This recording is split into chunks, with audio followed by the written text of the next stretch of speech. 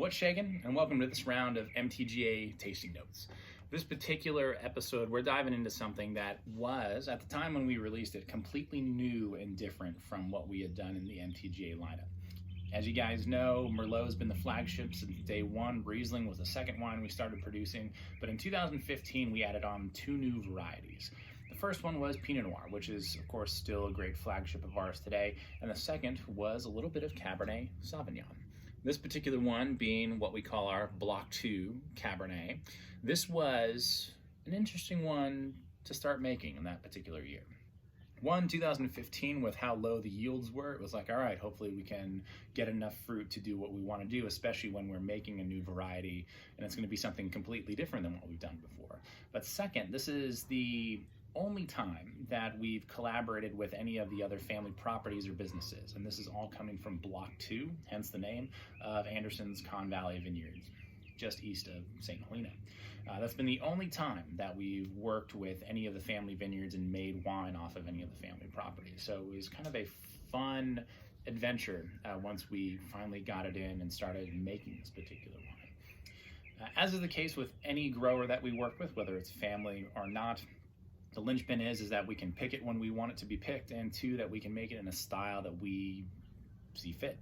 That way we can really cater to what you guys know from MTGA and the wines that we produce, the flavors, the aromas, the structure, all that good stuff. So it's not a total departure from what we've done in the past. But being Cabernet, and our first vintage of Cabernet, of course, is going to be very different than what you might expect from a lot of our wines. Our Merlot, of course, being the great kind of big everyday drinker, the Pinot being a little bit lighter and spicier, and of course Riesling nowhere close to where this particular guy is.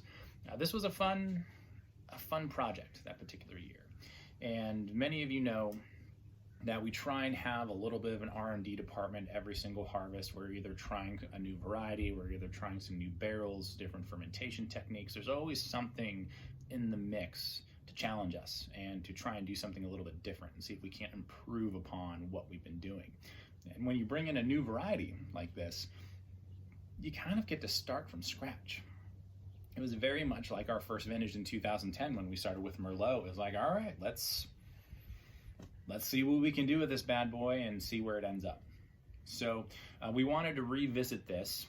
This was something that we made only 25 cases of. We were able to bring in literally about a half a ton, about 1,000 pounds worth of grapes, which allowed us to make a barrel and roughly 25 cases.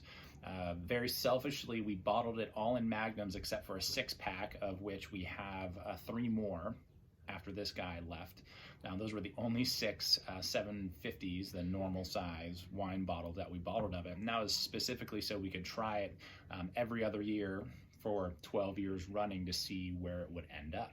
So now in 2020, we're officially 5 years down the road, and we're checking in to see where this sucker has ended up when it's all said and done. Now, one thing that you probably know about our red wine style is that we play, especially with our Merlot and those Bordeaux varieties, we play in that camp of we want it to be big, we want it to have a really great backbone, and we want those fruit characteristics to really kind of be the glue that holds everything together. And that's no different when it comes to our Cabernet. We want this to be nice and silky and delicious right up front, but being Cabernet, we also want it to have that oomph. We want it to have that structure and that intensity. And that is something that you have to temper a little bit.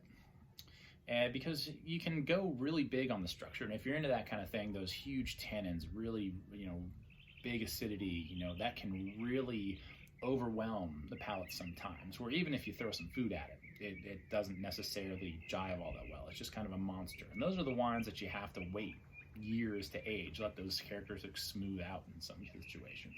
And we wanted to make a Cabernet that was going to be a little bit more approachable a little bit sooner rather than later. You don't have to age this wine necessarily, although it does benefit from it. And realistically, once we get to this point, 5 years down the road, this is about the time when I start popping open my big reds from Napa. That's just because an extra few years really helps kind of just soften them up ever so slightly, which is why we're jumping into this 5 years down the road, because this is when I would normally be starting to drink this guy and start to open it up and give it a chance and kind of see where it's at. Now, I will say this is not 100% Cabernet. We did blend a little bit under 10% Merlot into this. It ended up being right around, I think, 7 or 8% when it was all said and done. Just enough to soften it up, add a little bit of mid-palate, add a little bit of those kind of nice plush characteristics, and make it approachable at release. And that was all it really needed. If it was just 100% Cabernet, this would be the one where I'm like, sell that for 10 years because it's going to need it.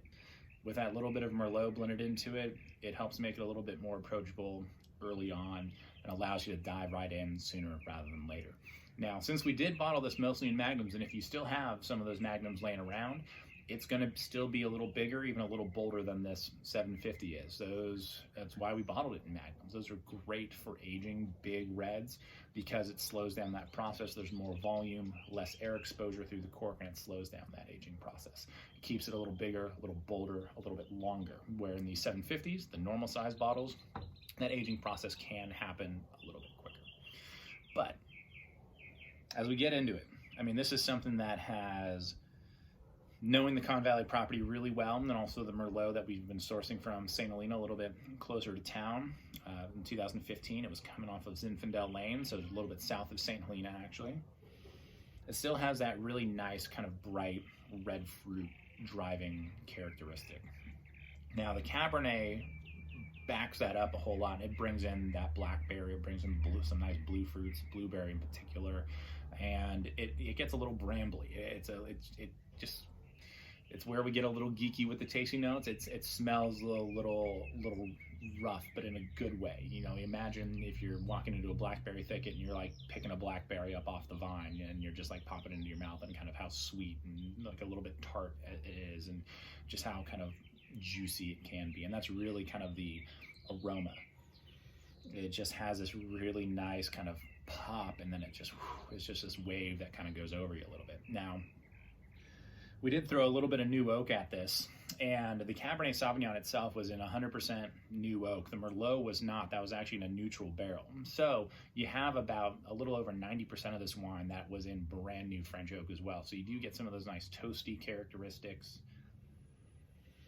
Definitely a good chunk of that vanilla, like a touch of like butterscotchy kind of stuff going on in there. All around, it just has that nice kind of yum factor. It's just kind of, especially now, it's just kind of hitting on all cylinders.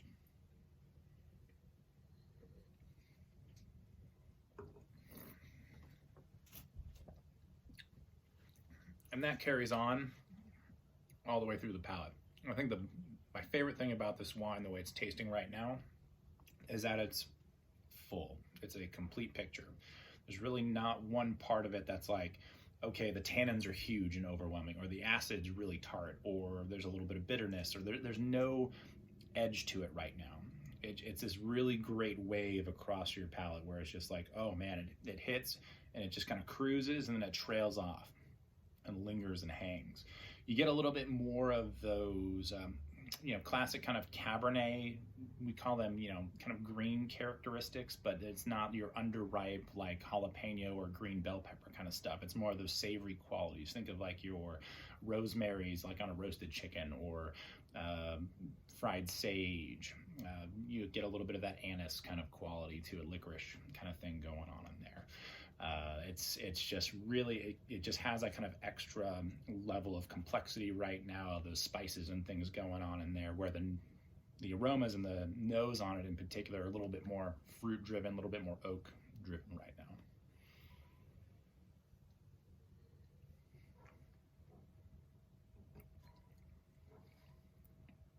On top of that, it does have that structure. Those tannins, if you swish it around your mouth, they're still pretty grippy.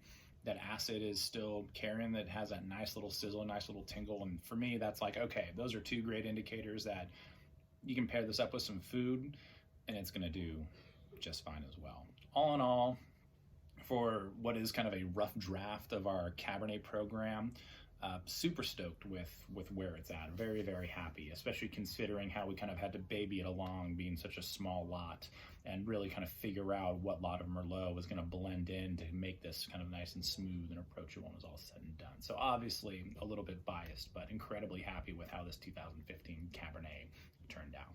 So Since that point, as many of you know, we've adjusted our Cabernet program a little bit more. We've been making Mountain Veeder Cabernet.